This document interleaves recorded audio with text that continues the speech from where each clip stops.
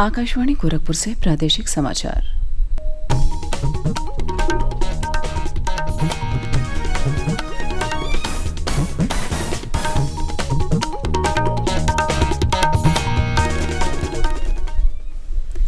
नमस्कार, समाचार बुलेटिन के साथ में शिवानी अरोरा। पहले मुख्य समाचार।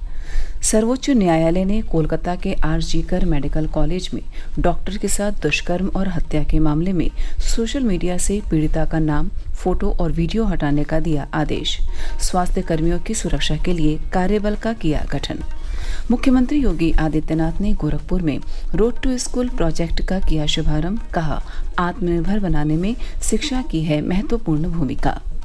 लोकसभा में विपक्ष के नेता राहुल गांधी ने रायबरेली में युवक हत्या के मामले में परिजनों से की मुलाकात। कहा, न्याय दिलाने तक पीछे नहीं हटेंगे। और रेलवे बोर्ड की चेयरमैन जया वर्मा सिन्हा ने प्रयागराज में महाकुंभ की तैयारियों का लिया जायजा। बताया, श्रद्धालुओं के लिए चलाई जाएंगी 900 स्पेशल ट्रेनें।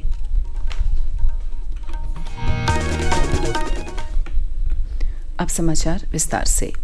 सर्वोच्च न्यायालय ने कोलकाता के आर.जी. कर मेडिकल कॉलेज में डॉक्टर से दुष्कर्म और हत्या के मामले में सोशल मीडिया से पीड़िता महिला डॉक्टर का नाम, फोटो और वीडियो हटाने का आदेश दिया है। न्यायालय ने स्वास्थ्य कर्मियों की सुरक्षा सुनिश्चित करने के लिए vice admiral surgeon R. Sareen की अध्यक्षता में कार्यबल गठित किया है। मुख्य न्यायाधीश न्यायमूर्ति D.Y. चंद्रचूड़ के नेतृत्व वाली खंडपीठ ने मामले की सुनवाई के दौरान कार्यबल को 3 सप्ताह के भीतर अंतरिम और 2 महीने के भीतर अंतिम रिपोर्ट प्रस्तुत करने का निर्देश दिया। ये कार्यबल ऐसे दिशा निर्देशों की सिफारिश करेगा जो पूरे देश में लागू होंगे। न्यायालय ने कोलकाता के आर.जी. कर मेडिकल अस्पताल में रेजिडेंट डॉक्टरों और विशेष रूप से महिला डॉक्टरों की सुरक्षा सुनिश्चित करने के लिए केंद्रीय औद्योगिक सुरक्षा बल की टीम तैनात करने का भी आदेश दिया। पीठ ने मामले से निपटने के पश्चिम बंगाल सरकार और अस्पताल के अधिकारियों के तौर तरीकों पर गहरी नाराजगी व्यक्त की। Federation of resident doctors association ने कोलकाता मामले में उच्चतम न्यायालय के हस्तक्षेप का स्वागत करते हुए कहा कि इससे चिकित्सक समुदाय के हितों की रक्षा होगी। राम मनोहर लोहिया अस्पताल के रेजिडेंट डॉक्टर्स एसोसिएशन ने कहा कि केंद्र द्वारा देश भर से उनके साथियों की ओर से रखी गई सभी मांगों को स्वीकार करने के बाद उन्होंने हड़ताल वापस ले ली है।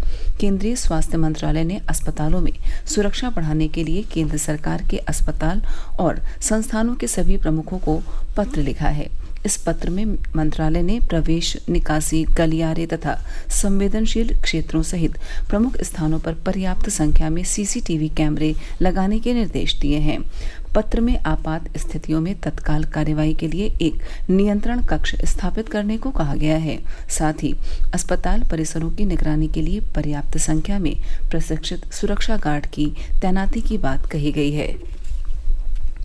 मुख्यमंत्री योगी आदित्यनाथ ने कल गोरखपुर के चरगांवा ब्लॉक के लिए निपुण भारत मिशन के तहत प्रदेश में रोड टू स्कूल के पहले प्रोजेक्ट का शुभारंभ किया। इस मौके पर मुख्यमंत्री ने कहा कि व्यक्ति को आत्मनिर्भर बनाने में शिक्षा बहुत महत्वपूर्ण भूमिका निभाती है। उन्होंने कहा कि रोड टू स्कूल कार्यक्रम एक प्रकार से स्कूल चलो अभियान का ही एक नया रूप है। इसमें रिसोर्स पर्सन और उनके ऊपर की टीम एक पिरामिड के रूप में बच्चों को स्कूल लाने, उनकी उपस्थिति बनाए रखने और उनके शिक्षा, स्वास्थ्य, खेल और कला कौशल की मॉनिटरिंग करेंगे। इसके पहले चरण में चरगांवा ब्लॉक के सभी 78 परिषदीय विद्यालयों के 17,781 विद्यार्थी लाभान्वित होंगे। मुख्यमंत्री ने बताया कि आज प्रदेश सरकार छात्र छात्राओं के यूनिफॉर्म, स्वेटर, जूता, मोजा, बैग, बुक्स के लिए 1,200 रुपये उनके अभिभावक के बैंक खाते में सीधे भेज रही है। हमने सुनिश्चित किया कि जो भी बच्चा बेसिक शिक्षा परिषद के स्कूलों में पढ़ेगा उन बच्चों के लिए यूनिफॉर्म फ्री देंगे, स्वेटर फ्री देंगे, बैग और बुक्स फ्री उपलब्ध करवाएंगे और उन बच्चों के लिए जूता और मोजा भी उपलब्ध करवाएंगे। और मुझे प्रसन्नता है कि आज हमारी सरकार 1,200 रुपये इन छात्रों के लिए, यूनिफॉर्म के लिए, बैग, बुक्स और शूज के लिए उनके अभिभावक के खाते में सीधे भेज रही है, जिससे वह अपने बच्चों के लिए इस आवश्यकता की पूर्ति कर सके। सरकार ने संघ लोक सेवा आयोग यूपीएससी को नौकरशाही में लेटरल एंट्री से संबंधित विज्ञापन को रद्द करने के निर्देश दिए हैं। हाल ही में यूपीएससी ने केंद्रीय मंत्रालयों में 45 संयुक्त सचिव, निदेशक और उप सचिवों को नियुक्त करने से संबंधित एक विज्ञापन जारी किया था। केंद्रीय मंत्री डॉक्टर जितेंद्र सिंह ने यूपीएससी की अध्यक्ष प्रीति सूदन को लिखे पत्र में कहा कि प्रधानमंत्री नरेंद्र मोदी का मानना है कि लेटरल एंट्री की प्रक्रिया संविधान में समानता और सामाजिक न्याय के सिद्धांतों, विशेषकर आरक्षण के प्रावधानों के अनुरूप होनी चाहिए। प्रादेशिक समाचार आप आकाशवाणी गोरखपुर से सुन रहे हैं। यह समाचार बुलेटिन हमारे YouTube channel AIR news Gorakhpur और एक्स हैंडल AIR_GKP पर भी उपलब्ध है। लोकसभा में विपक्ष के नेता और रायबरेली से सांसद राहुल गांधी कल अपने संसदीय क्षेत्र स्थित नसीराबाद के सिसना गांव पहुंचे। वहां उन्होंने दलित युवक की हत्या के मामले में न्याय की मांग की और शोकाकुल परिजनों से मुलाकात की। पिछली 11 अगस्त को एक दलित युवक की गोली मारकर हत्या कर दी गई थी। इस मामले में पुलिस ने 7 लोगों को नामजद किया था, जिनमें से 6 की गिरफ्तारी हो चुकी है।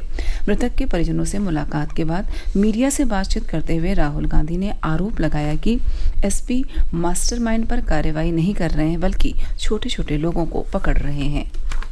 दलित युवा को जान से मारा गया है, पूरे परिवार को धमकाया गया है और यहाँ कोई कार्रवाई नहीं हो रही है। एसपी यहाँ के मास्टरमाइंड पर कार्रवाई नहीं कर रहे हैं, छोटे छोटे लोगों को पकड़ रहे हैं, इसीलिए यहाँ पे लोग गुस्सा हैं। मैं चाहता हूँ कि उत्तर प्रदेश में हर वर्ग की इज्जत हो और न्याय सबको मिले। जब तक इस परिवार को न्याय नहीं मिलेगा तब तक हम पीछे नहीं हटने वाले हैं। रेलवे बोर्ड की चेयरमैन जया वर्मा सिन्हा ने कल प्रयागराज पहुंचकर महाकुंभ 2025 की तैयारियों का जायजा लिया।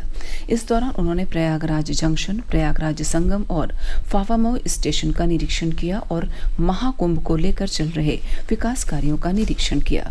उन्होंने कहा कि महाकुंभ से पहले विकास कार्य पूरा करा लिया जाएगा। महाकुंभ के दौरान 30 करोड़ से ज्यादा श्रद्धालुओं के आने की उम्मीद है। इसके लिए प्रयागराज और आसपास के स्टेशनों पर इंफ्रास्ट्रक्चर को मजबूत किया जा रहा है।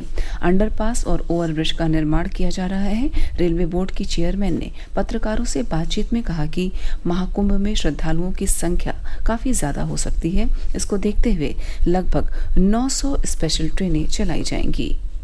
हमारे 9 स्टेशन आइडेंटिफाइड हैं इस एरिया में, जो कि कुंभ के पैसेंजर्स को कैरी करेंगे। हमने तैयारी की है कि लगभग 900 एक्स्ट्रा स्पेशल ट्रेन्स हम लोग चलाएंगे और आवश्यकता पड़ेगी तो 900 से अधिक भी हो सकती है। अगर ज़रूरत हुई तो चला सकेंगे।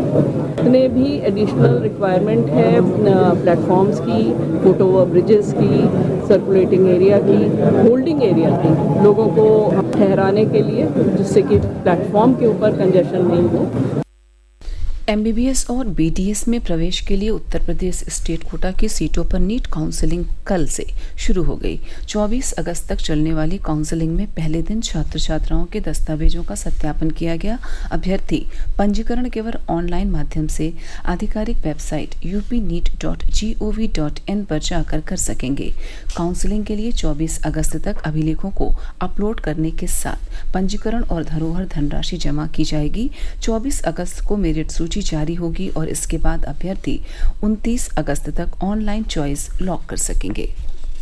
धरना प्रदर्शन और रोड जाम के 23 वर्ष पुराने मामले में दोषी आम आदमी पार्टी के राज्यसभा सदस्य संजय सिंह और पूर्व विधायक अनूप संडा के खिलाफ जारी गैर जमानती वारंट पर रोक लगाने के प्रार्थना पत्र को सुल्तानपुर के MP MLA कोर्ट के विशेष मजिस्ट्रेट शुभम वर्मा ने कल खारिज कर दिया।